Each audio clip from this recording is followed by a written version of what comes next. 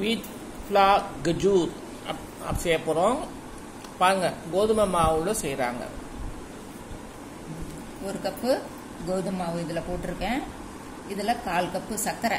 நம்ம சர்க்கரை தூள் பண்ணி வச்சுருக்கேன். அப்படி தூள் பண்ணாமல் இருந்தோம்னா சும்மா ஒரு 1/4 டம்ளர் தண்ணி ஊற்றி கரைச்சி ரெடியாக வச்சுக்கலாம், ஆற வச்சு எடுத்து வச்சுக்கலாம். நான் இப்போ தூள் பண்ணியிருக்கிறதுனால இதில் 1/4 கப்பு சர்க்கரை போட்டிருக்கேன். ஏலக்காய் தூள் நம்ம டேஸ்ட்டுக்கு தகுந்தாப்புல நான் இது 2 தூள், கொஞ்சம் 1 கப்புனால 2 தூள், 1 பிஞ்ச் உப்பு தூக்கலாக இருக்கிறதுக்காக. அந்த ஸ்வீட்னா எப்பொழுதும் எடுத்து கொடுக்கும், நல்லா சொல்லும். அவ்வளோதான். 1 பிஞ்சு. இது ரவை 1/4 கப்பு. 1/4 கப்புங்கிறது இந்த அளவுக்கு வரும். இது இன்னும் கொஞ்சம் வேணுமா கலந்துக்கலாம். அவ்வளோதான் ரவை. அதுக்கப்புறம் எள்ளு 1/4 கப்புலையும் பாதி. நம்ம வேணுக்குங்கிற டேஸ்ட்டுக்கு தந்தாப்புல சேர்த்துக்கலாம். இது கொஞ்சமாக சேர்த்துருக்கேன், இன்னும் கொஞ்சம் போட்டுக்கலாம். அவ்வளோதான். 1/4 கப்புலையும் பாதி.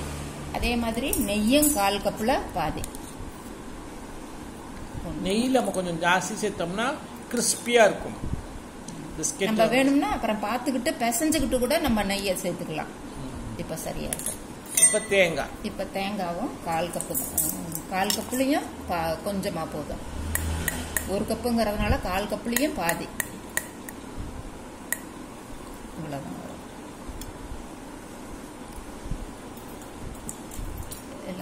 எள்ளு எல்லாம் போட்டாச்சா? இப்போ இதை முதல்ல பிசைஞ்சு பார்த்துக்கணும்.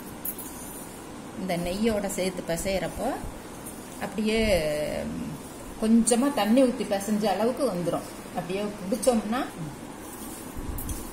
நல்லா இப்போ எல்லாம் முதல்ல சேர்த்து பிசைஞ்சுக்கணும். அந்த சர்க்கரையும் ஈர பசை கொடுக்கும். அதனால நெய் ஊற்றி நல்ல முதல்ல இருந்த கலருக்கும் அந்த மாவு டெக்ஸ்சருக்கும் இப்பவே உங்களுக்கு வித்தியாசம் தெரிஞ்சிருக்கும். நல்லா பிசையவும் ஒன்னா சேர்ந்துருச்சு. பாருங்க, இப்படி பிடிக்கல நல்லா கெட்டிமா பிடிச்சிருக்கு. நம்ம கையை வச்சு ஆட் பண்ணிக்கலாம்.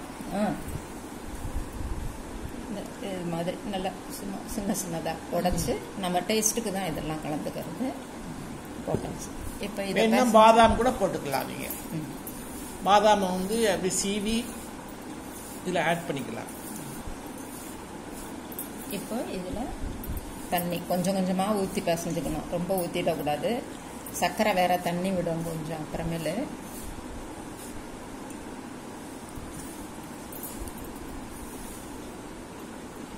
சப்பாத்தி மாவு தந்துக்கு அளவுக்கு இப்போ செஞ்சுக்கணும்.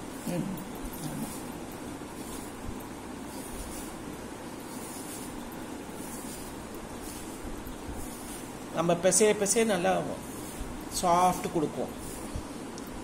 தண்ணியை ஆட் பண்ணுறத கொஞ்சம் ஜாக்கிரதையாக ஆட் பண்ணணும். அதுக்கு தான் அடுப்பில் வச்சு கொஞ்சம் ஒரு 1/4 டம்ளர் தண்ணி ஊற்றி சர்க்கரை கரைஞ்சதுக்கப்புறம் ஆற வச்சு இதில் மிக்ஸ் பண்ணிக்கிட்டோம்னா அந்த இது இருக்காது. அந்த மாவு பிசைஞ்சதுக்கப்புறமும் இலக்கம் கொடுக்குங்கிற ஒரு சந்தேகமாக இருக்காது. அதுக்கப்புறம் நீங்கள் அந்த தண்ணி பத்தலைன்னா கூட சாதாரணமாக பச்சை தண்ணியை கொஞ்சமாக மிக்ஸ் பண்ணி மாவை கொஞ்சம் பிசைஞ்சுக்கலாம். நல்லா சப்பாத்தி மாவு கொஞ்சம் கெட்டிமாக பிசைகிற அளவுக்கு இந்த இப்போவே சரியாக இருக்கும். ஏன்னா சர்க்கரை தூள் இருக்கிறதுனால ஊற ஒன்றா சேர்ந்துக்கும். இப்போ பிசையிலேயே நமக்கு அந்த ஈர பசை தெரியுது.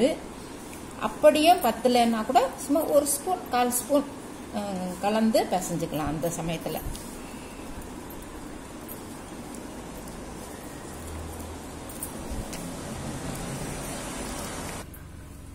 இந்த மாதிரி பிசைஞ்சிக்கிட்டு அப்புறம் இப்படி மாதிரி கட் பண்ணிக்கணும். இங்கே பாருங்க, லேயராக வந்து பாருங்க. இப்போ எண்ணெய் காஞ்சிக்கிட்டு இருக்குது. நம்ம நீட்ட சைஸுக்கு பிசைஞ்சு நீட்டமாக வைக்கணும். இந்த மாதிரி நீட்டாக ஊட்டிக்கணும். அதை அப்படி கட் பண்ணிக்கணும். அப்புறம் கத்தியில் வச்சு நம்ம ஸ்லைஸ் நமக்கு என்ன சைஸ் வேணுமோ அந்த மாதிரி நம்ம செஞ்சுக்கலாம். எண்ணெயை அதாவது ரொம்ப காய வைக்க கூடாது.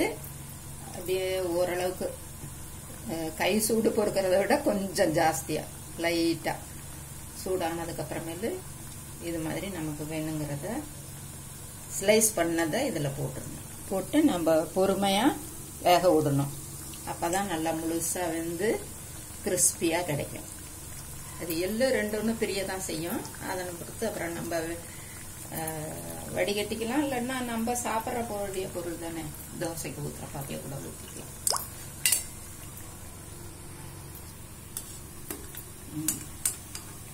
அப்போ அனல் கம்மியாக இருந்ததுல போட்டு ஒரு 3 மினிட்ஸ் ஆச்சு. பொறுமையாக வேக வைக்கணும். அனலை ஜாஸ்தி வைக்கக்கூடாது.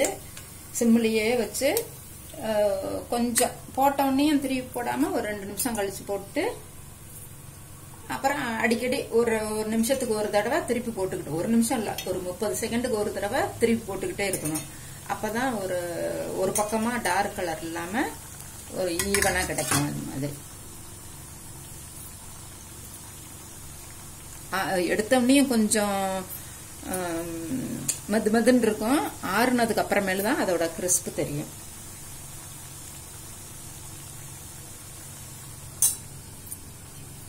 இப்படியே போட்டு ஒரு 30 செகண்ட்ஸ் விட்டுட்டோம்னா அப்புறம் செட் ஆயிடும். அதுக்கப்புறமேல திருப்பி கொஞ்ச நேரத்துக்கு ஒரு தடவை திருப்பி போட்டு அது மாதிரி ஒரே கலருக்கா கொண்டு போகலாம்.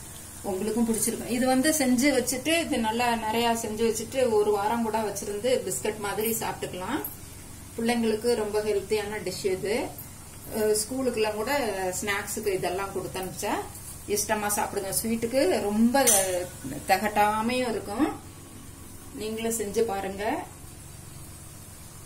நலம் தானா சேனலுக்கு சப்ஸ்கிரைப் பண்ணுங்க, பெல் பட்டனை பிரஸ் பண்ணுங்க. வேற ஒரு வீடியோவில் பார்க்கலாம். தேங்க்யூ.